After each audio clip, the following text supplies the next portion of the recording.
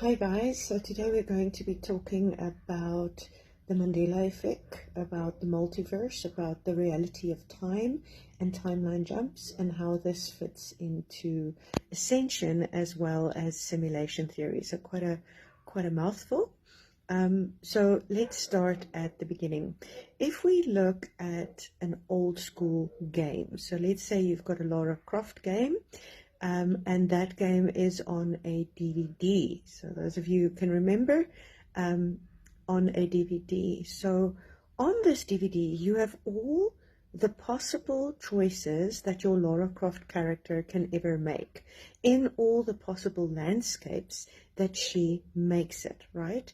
So the thing with time and multiverse theory is it says that everything is happening all together, all at once, and that time is the movement of consciousness. This was said by Richard Bach, right, who said time is the movement of consciousness.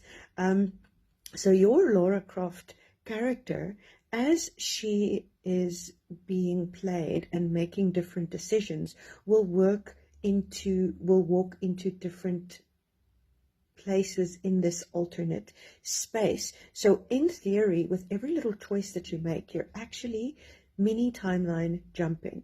But because we make decisions that are, unfortunately, most of the time pretty easy to predict, we're not moving into other timelines, but moving on our own timeline or adjacent timelines.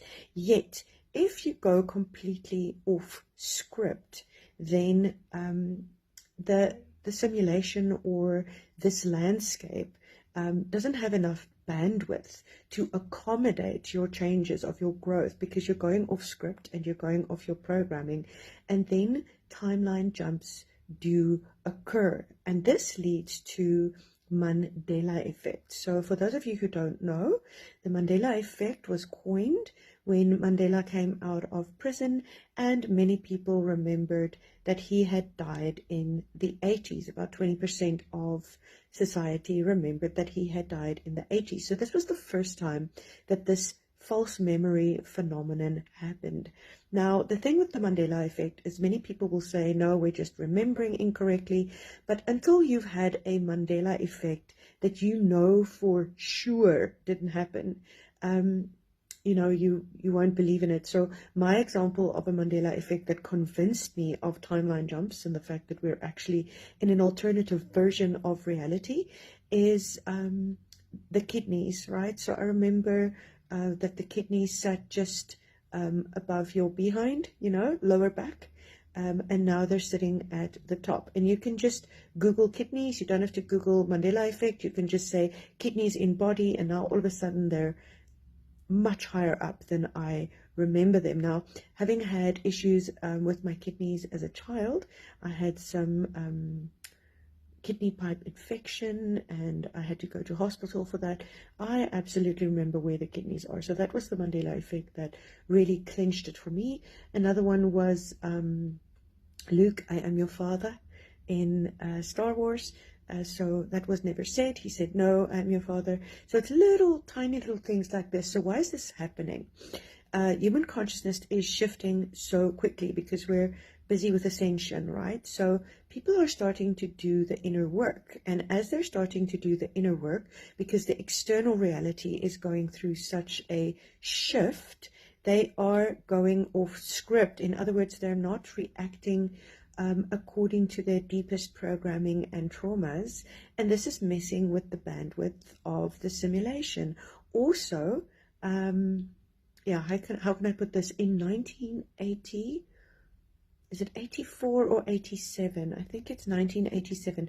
We had the harmonic convergence. So you can go look up that, and then we have had timeline convergences. So people who are highly intuitive are saying that a whole bunch of timelines merged together, and when they merged together, we started seeing these glitches. So people who are more aware usually see these glitches. Other people will post rationalize. So even if they do see a Mandela effect, a very big one being the lion and the lamb in the Bible, all of a sudden now it's the wolf and the lamb. What the hell?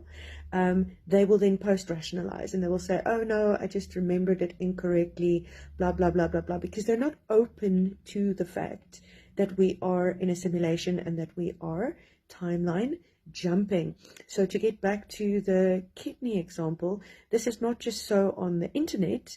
If you now open an old textbook in your house, the kidneys will also sit higher up. So there are quite a few bodily Mandela effects, and then quite a few popular culture Mandela effects. Generation X people live or is living in a time or was born in a time where most of these happened, but we also have modern Mandela effects and people have personal Mandela effects. Okay, so to get back to Laura Croft, this is such a beautiful metaphor to understand what we're going through. So if you are the gamer and you are playing your Laura Croft character and you've played this game many times, because also seeing as we are in a time where the stakes are very high, we've had quite a few resets. People who are energetically sensitive can sense these resets. Most of us can just sense when the sun picks up speed, as well as with the Schumann resonance, that time is not really what it has been, right? Memory is also weird. It almost feels like 5 years ago is a book that you read. It never happened, right? It's so far, far, far, far, far ago. And this is because we are growing, because if time is the movement of consciousness, then the more we grow, you know, time is a bit becoming weird. So getting back to Laura Croft, if you're the gamer and you're playing Laura Croft and you know that around the corner there are monsters because you've played this game 20 odd times, Laura might want to go around the corner and go through the door, but you don't want her to do that because you know there are monsters behind the door. You will then do everything in your power to stop the avatar from doing that. And this is the higher self. This is why we should never force anything, because sometimes when we want to do something and it seems as if the universe is just not having it, right? Absolutely stopping it. We should realize that this is our higher self that functions outside of time, that knows more, because we are multi-dimensional beings. So to get back to the sun, because the sun is picking up speed, because we're moving into the age of Aquarius, because we are also moving into the photonic belt and aligning with galactic center, we are in the apocalypse. Now the apocalypse means the great unveiling. So at last we are becoming aware of the fact that we are multi-dimensional beings within this, for the lack of a better word, inverted matrix. And a dream always becomes very, very weird just before you wake up, right? That's why reality has become really weird since lockdown, why most people have gone through the great stripping, you know, lost so many things, gone through so many changes, because the dream is getting weird before we grow up, wake up, right? Also, what's the other thing?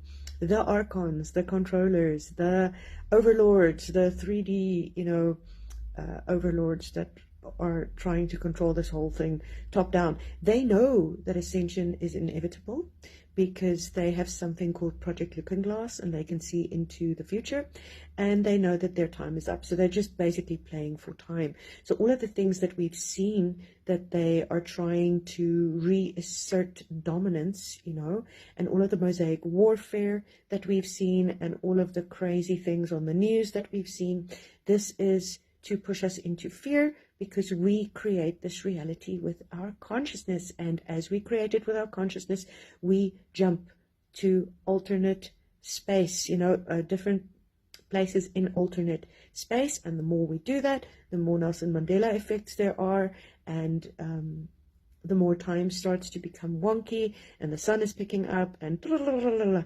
ascension. So if you've been feeling very weird, if time has been very weird, if you have been feeling that you're crazy and you don't know what reality is, you are normal, and at least you are aware of it, and you're not post-rationalizing, and you're not trying to push everything into a little space that makes sense. Well done, right? Keep on doing the good work, do shadow work, look at yourself, do forgiveness work, do research, right? Remain kind, look at your inherent programming from your childhood, question your assumptions, look at your trauma, your angels, of your childhood that saved you, that are now demons. Please look at those thoughts that are holding you back and reprogram, question, move forward, do shadow work.